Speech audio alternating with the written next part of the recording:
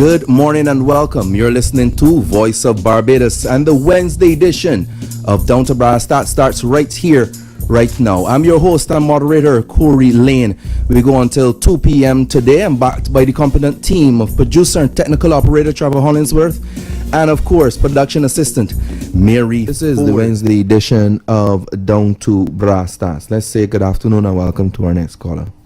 Good afternoon, Corey. How are you? Hi, fine, thanks, and you? I'm fine, thank you. This is Mary Redmond, BSTU calling. Hi. Corey, just wanted to underscore and expand a bit on what your last contributor, the points that she would have made in relation to timing of the exams. Now, coincidentally, at a meeting we had yesterday at the Ministry of Education, this was raised by both unions to the PS and the chief. The reality is that the 11 plus students have only 3 days of schooling, official schooling, because Marsha correctly said that they've spent the whole Easter holiday at schools with their teachers engaged in free lessons for the whole holiday. They have 3 days, then you have a holiday on Friday, am I correct? Yes. And one on Monday. And their exam is Tuesday. Now, CXC, orals have already started in the foreign languages.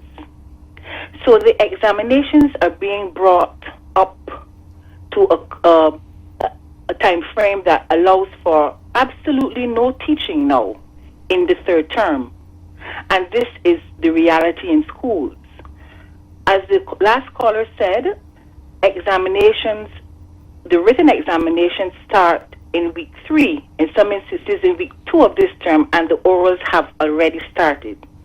It removes X amount of weeks of potential teaching in the school year, certainly at both levels, for the 11 plus and definitely for CSEC. When you are trying to fulfill the requirements of a syllabus that is predicated on 2 years full work at 5 or 6 lessons per week, in situations where you do not get those 5 or 6 because of the number of offerings on the school's timetable. Most subjects in the 4th and 5th form have 4 subjects maximum. So you're losing from that perspective right off. You're losing X amount. In fact, you're losing 76 possible teaching periods over a 2-year period. Then if you add the fact that at the end of 4th form, you would have lost, in 4th form year, you would have lost about 4 weeks of teaching time, because exams usually start in week 6 or so, and that is usually an 11 or 12 week term. You would have lost those weeks in 4th form, and then there's no teaching in the 3rd term in 5th form. And so it is really seriously impacting on the ability of teachers to finish the CSEC syllabi and to complete SPAs, and you understand then the reasons why teachers have to spend all of Easter free of cost teaching students at high school level and helping them to finish their SBA assignments. To combat this, some schools have started to introduce the CSEC program in the 3rd form to make up for essentially what may be over 150, 60 lessons lost if you add everything up. But the problem is now with the introduction of the CCSLC examination, some schools do that in the 3rd form. So whereas before you had the possibility of starting the CSEC program to the extent that the children could handle it in the 3rd form, now that in some instances that possibility is being totally removed, because you're having to finish your CCSLC program, and in many instances the CCSLC syllabi do not dovetail into CSEC offerings. So we are having a myriad of problems. In relation to the discussions you would have had yesterday with the powers that be, as we call them, do they seem, in your opinion, to be receptive, or can we see an improvement in the near future where this is regarding? Well, we did not have those specific discussions as I have just alluded to with you. Ours were more specific to the St. George Secondary School and their particular problems.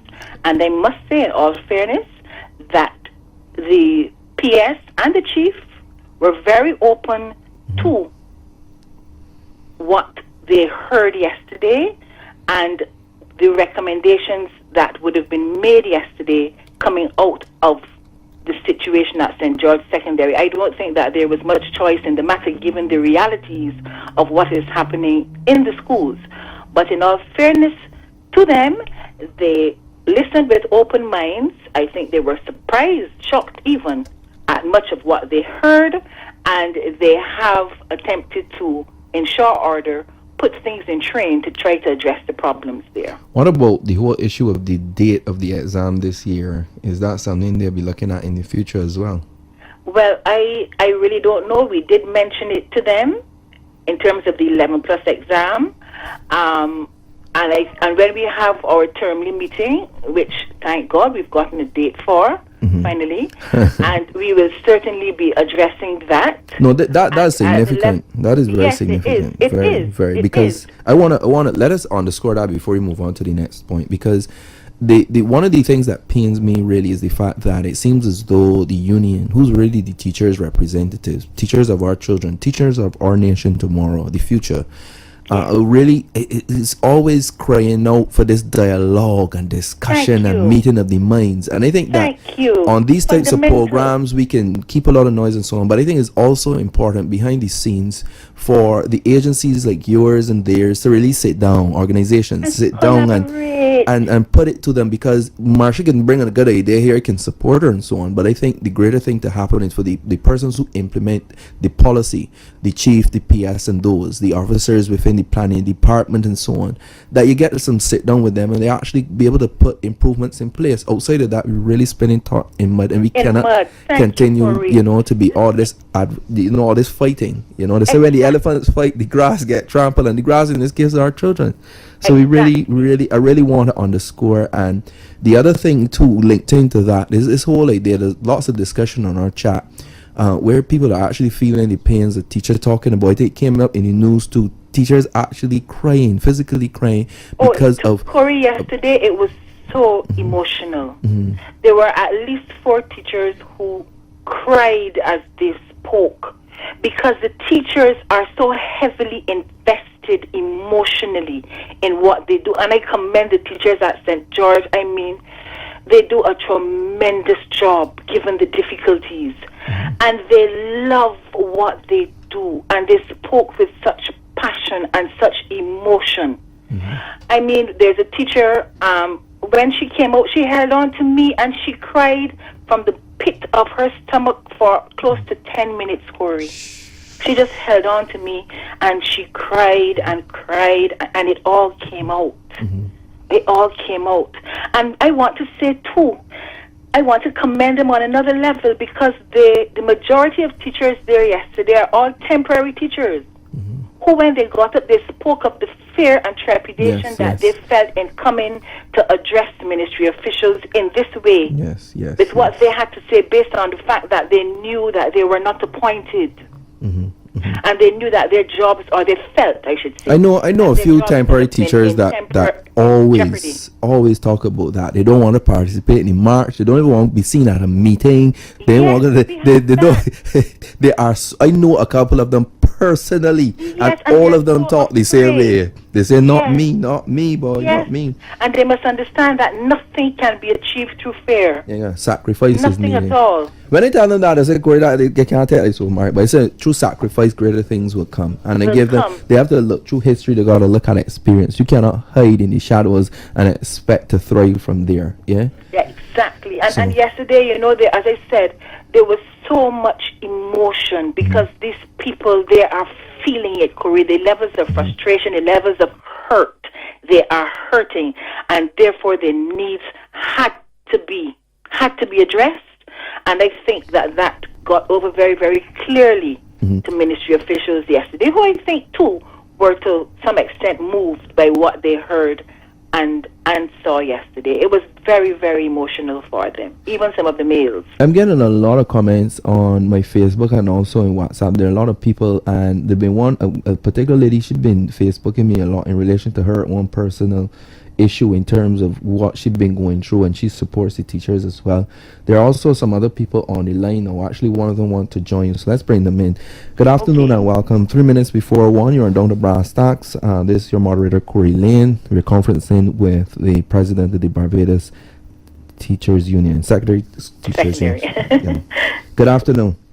Yes, hi. Good afternoon. I just fell into the side of the road here, so I won't be distracted. My call primarily is with regard to the school system in Barbados also. I am the parent of a secondary school student who is relatively heavily invested in sports. The sport that she plays is lawn tennis, right? And after going to, she has represented Barbados, she has traveled and playing national tournaments and so on.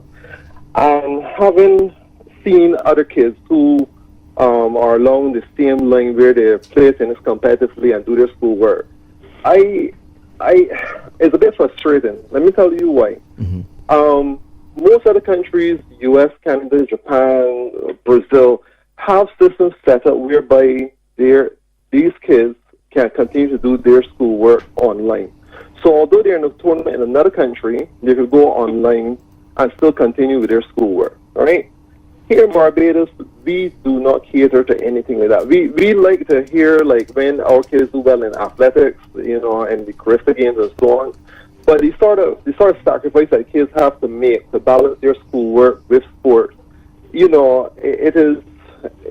isn't fair for the kids. And I know that teachers have a lot. I mean, hearing you speak just now about what the teachers go through, I mean, I really respect the teachers. But at the same time, we don't get the cooperation from teachers. I've had a situation where when my daughter was traveling and she came back, missed some schoolwork, and went to the teachers to catch up, so to speak, or to find out what was going on.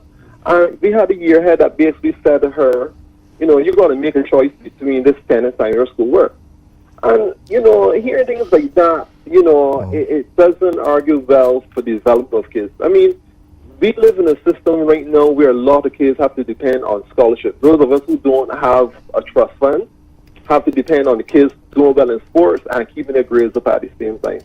And I'm wondering, what could our school system do? I mean, when we look at almost every aspect of development, everything has improved, but still schoolwork is still the same. You have to come in the classroom, sit down in the classroom from 9 till 3 or whatever time it is, to get schooling, where a lot of this stuff could be done online. I don't know. You tell me, because I am frustrated. Okay, I sense your... Oh, Corey, do you want me to... No, please do. And I got some other parents lined up to speak with you as well. We try to take a couple of them. Okay. I understand your frustration, and I can't say that... I think that the response of the yearhead was unfortunate, because the more multifaceted, multi-talented a personality is, the fuller and quote-unquote better that person. But I know that in many other instances that provision is made for students who travel and who are away from school, representing their country or representing their school. Provision is made to supply those children with notes and work and so on that they would have missed. So I can't say that this would be the norm. And I would suggest that you speak to the administration of the school and point out this problem and have certain things put in place to facilitate your daughter, because definitely she should not be made to suffer for being talented and being able to represent a school and a country because of their talent. Totally agree with you, but tell me something, what's the likelihood of we being able to have, I mean, in secondary level, we're doing safety. Should it not be the syllabus be online? When I say syllabus, I mean the work that each year would be doing? Should it not be online so that when a kid travels abroad, or there's some other stuff too, but I mean that's the main concern that I have, and I know you can't do everything right now. Right, and the reality, stuff online. I suppose the reality is the perhaps the time and the effort it would take to get the stuff online. Because I mean teaching is so dynamic, and just putting something online is not going to ensure that a child at high school age is necessarily going to understand and be able to need the type of interaction that he or she may need to fully comprehend and grasp and cross-reference and analyze. The thing is, if it is there, then we could work with it. But if it is not, then there's nothing that you basically would be at the whim and fancy of teachers, so to speak. If it is online, then the onus would be on the parent and the child to make sure that the work is done. You follow what I'm saying? So your thing is that you're looking where, because that wouldn't be necessarily possible in every subject, because there's some subjects too that have more of a practical orientation. True, correct. Well, yes, of course. And, yes. So you're saying that, and the other thing too, and this is not in any way to trivialize or diminish what your child is doing. If you really look at the numbers of students that might be affected by this, you understand what I'm saying? Right. It would be a small number, not to diminish what you're saying. No, I understand that. But there is some merit in what you're saying as to whether we can in fact put what we do online. Some of it would of course be the intellectual property of the teachers, because the teachers spend a lot of time formulating notes and I want to jump in here, because as I said, there are a number of people lined up, and we got to move it along. But someone is saying the policy position at the ministry is absent. That's the real point. The ministry needs a policy position on sports as well. In terms of the policy positions and so on, what is the involvement of your union and so on, where that is regarded in that respect? Do you all have a methodology? I know the term meetings now would be a good place to put it, but before that, how do you all influence policy at the ministry level? Generally? Yes. Well, normally, it used to be the custom before, where if new programs were going to be put in place, there would be discussion with the teachers' unions, draft policy would come to us. Right. We would be able to see and have input into syllabi. There would be committees made up, and the unions and would be represented. Good. On those committees, and we had input on that level. Our comments would either be made directly as part of committees and or through written proposals or counter proposals or recommendations or amendments to policy. But that is still the case, or that has fallen back a bit? Oh, it has fallen back a lot. We need to push for that. We got the other. We can come back to that. We got the other caller online. Good afternoon, caller. You're on the air. Hi, good afternoon. Hi, go right ahead. Hi, Ms. Redmond. I would have spoken to you the Sunday that you were on. My son actually attends your school, but you touched on so many things in the little news clip that I just here trying to figure out what exactly I want to speak to you about, because that news clip in particular, I am in so much of agreement with what you said in that news clip, but I will touch briefly on my 16-year-old, and after speaking to you on the Sunday that you were on, I actually had a conversation. Yeah, I actually had a conversation with the ministry, and to my shock, because I don't even know if people are aware that the laws of Barbados say that at 16 years old that your child has been given all the education that the government sees fit. So I am, and then you also mentioned, because of how the exams are falling this term, that the teaching time is also going to be cut. So if a child... How they've been falling now for, not just this academic year, for a while now. For a while. The dates, CXC has continuously brought exam dates up. Before CXC used to start at the end of May. Correct. you know. But so my fear is, as I was saying that same Sunday, is that my 16-year-old that got to your school on his own merit and hard work, but because of some reason that I have yet to figure out, he has not found himself yet. So if he does not find himself this term, he is going to be on the street. Because I also started to look at alternative places for him to go, and I only found out recently that the Polytechnic has, they has closed off their admissions and stuff like that. So my thing is, aware of that. the exam I think was around the 21st or something, but I was thinking about from the primary school level. You remember they usually do 2 tests, I think it's at 7 and 9. Yes. And I am not certain what those tests are supposed to do because sometimes they don't even get back the results. So my thing is, couldn't those tests be replaced? Because I going back to this thing because I think from spending my own money, I found out how my child learns. But he is not taught that way. So I was saying, instead of doing that test at 7 and 9, why can't we have a test to see how our children learn? And I'm wondering if that wouldn't help with some of the problems that some of the students are faced with at St. George Secondary Schools and some of the lower secondary schools. Because I also have an 11-year-old that is going to take the exam on Tuesday. Please, let us not use. I really don't like the terms lower and higher.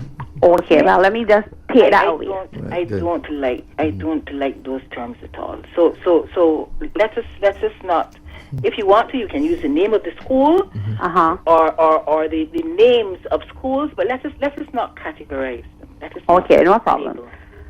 So as I was saying, he is going to take this 11 plus exam on Tuesday. My fear is this child is one of these full of life, always busy doing something type of child. And only recently, I think about 2 years ago, one of his teachers discovered the type of child he is, and also would have placed him in an environment where he's actually doing a lot of rhythm and poetry, dancing, and stuff like that. And I have seen a transformation in this child. But then you want this same 11-year-old to enter into secondary school to sit down and be taught a way that he doesn't learn. So the same problems that you're saying that some of the children face, because before he was disruptive, he was always in some type of little fight. But since he's been doing this stuff, I find that everything is coming together. Now, at secondary school, I am afraid that my child is going to be stifled, and I am not certain how teachers are going to handle a child like this. So I have 2 children on different spheres. One has not found himself, and the other one, I am almost afraid to even let my child go to secondary school. Well, okay, you've raised a lot of different issues. Yes. Some deep ones as well. Let us deal with the last one first. Now, you as given the realities of what exists now in our schools, and yes, you've raised a point that, in fact, the points you've raised underscore something that I keep saying, that we need to have a dialogue with relevant stakeholders, not just the unions and teachers, parents and parent-teacher associations, on education, the business sector as well, on education in Barbados, what it must really mean, what it should in fact be doing. And we need that input, we need that dialogue, we need that consultation, I think, on a national level. Yeah. And that is how we are going to be able to address a lot of the concerns that you express. And we need some rolling up of sleeves and action after the consultation, because these sort of issues touch me to the core, because I understand that in 2030 our children will be competing with the world at 2030, and we do not seem to be addressing the issues of the future. We continue to look at the past. And when the parent just spoke about the teaching method, as someone with the project I have, Nature Fun Ranch, one of the things that we recognize that many students, when they're expelled and so on, they come to the program, And instead of giving them a pen, you can give them a hammer and then give them the pen. You'd be surprised. It just has a lot to do with the what they are receptive to. I used to think that they just had bad memories, and people with good memories is who went to good schools, because you go to 11 plus, you remember, and you go to good school and you don't. But it has a lot to do with how they approach it, because you cannot tell me they don't have good memories, because ask them to sing 5 songs from Vice Cartel, Popcorn, or anybody, and they can sing every word. They know even the pauses and so on, so they have a good memory. But it's how they're taught, how they're engaged, and what the interest, the passion, the goals are.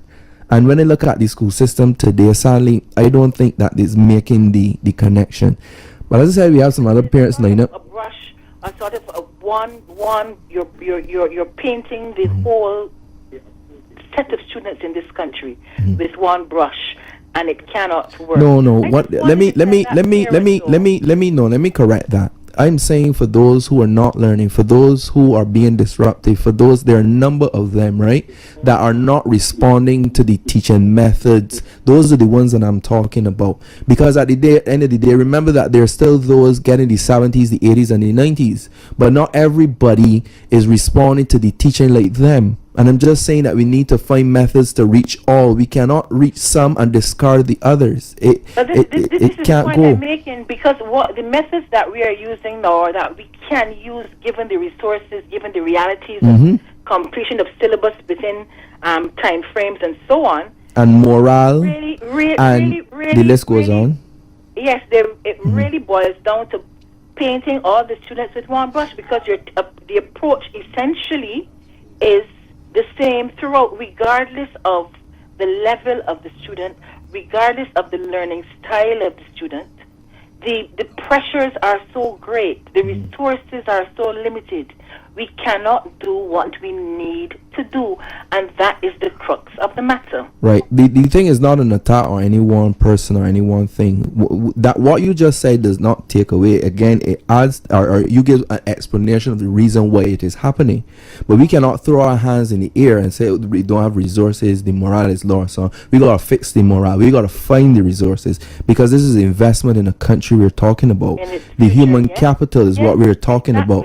I don't think we can find gold and bauxite and diamonds on the Barbados anytime soon. So our resource and our main resource will continue to be our people, and we've got to invest in them now. The 30-year-olds that will be 30 years, they are born in now. You understand? We have to deal with it now. We got another one. We're going to take about one more, be able to interact with you, and then we'll go on with the regular callers. One more. I just want to tell that parent quickly, though, right, that go ahead.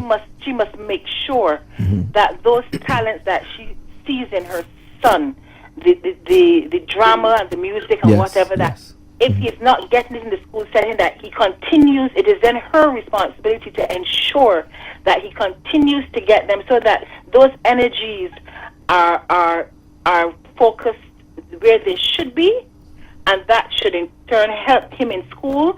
Just don't do away with it. Make sure that he's engaged at that level. Don't give up, exactly, and work with him like that. Especially if he's not getting it.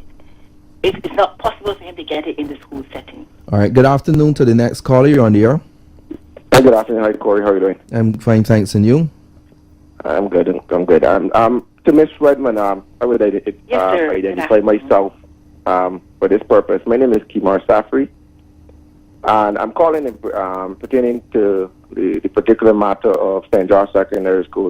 As I was a former St. Georgian myself, and I would have been one that would have, for lack of better words, tormented the school with my bad behavior in numerous ways. But after turning around my life, most persons will know what I do now. I then wanted to help with the school for a number of years, but my bad behavior didn't permit me to at a certain time. And I had reached out to the principal at this time to see how persons can work with the schools in terms of programs that can be beneficial to a lot of these students, because I've heard the parents before talking about programs that benefited her child rather than just, the classroom setting. Yes. And I know that there's some red tape bureaucracy that may prohibit certain things, that the fact that you don't have a teaching degree or whatever. but you may have the ability, for myself, like, that I work with French stoppers and a number of things in terms of anger management and different programs that we conduct within the schools. But I also know programs and seeing that I was involved in areas where I was based behavior. I know that areas that would have benefited me if there were programs at the schools. Right. And I was saying, how can individuals like us, or not even myself that was bad behavior, but persons that may have the ability to go to assist the school in extracurricular activities that may help to tune the children on away from, the bad behavior or whatever may be going on there. Because obviously my heart goes out to St. George Secondary, and I want to help in every single way. And how is that possible for someone like myself on the outside? No, you should definitely get in contact with the principal of the school administration and put your proposal to her. Also, you can, in fact, approach the Ministry of Education through the Chief Education Officer and put your program proposal to her as well. And I'm certain that once your program meets what the requirements of the school are, then there should be no hesitation in allowing you and others like you to work with the school to improve things there, to assist how you can. You keep labeling yourself as a once upon a time troublemaker. And the fact that it was once upon a time and it is not now speaks volumes about what you have been able to do for yourself. And to my mind, if in any way you can assist young people that might be headed along the path which you have already trod and which you have experience in removing yourself from, I don't see that once everything is above board and as it should be, that there should be any resistance to you. Contact the authorities, contact the principal, and contact the Chief Education Officer. See what you can give back to your school. All right. Okay. That's it. Thank you, Corey. All right. Thank you very much. This is Down-To-Brasstacks. Ms. Redmond, before you go, there's this. I want to read this, and then I'll let you wrap up and we'll move on. And this one came in through the Facebook. It said, Corey, how true your comments about the poor level of service? It is so bad that when we do get good service, we are shocked. We have to call in the call-in program and comment on this or that person for their politeness. The president of the BSTU and teachers at St. George Secondary are in the press today saying that they were moved to tears at the cooperation and ready ear they received from the Ministry of Education during a recent meeting. Imagine how astonished they were to be treated with respect and compassion. Whoa. Over to you, madam. Yes, thank you, Corey. What I'm asking really of the public of Barbados is to desist from the vilification, the demeaning, the belittling of teachers. Desist from the criticism, especially in front of the same students that we are then expected to teach and imbue with values and morals. Assist and support us in what we do under increasingly difficult circumstances.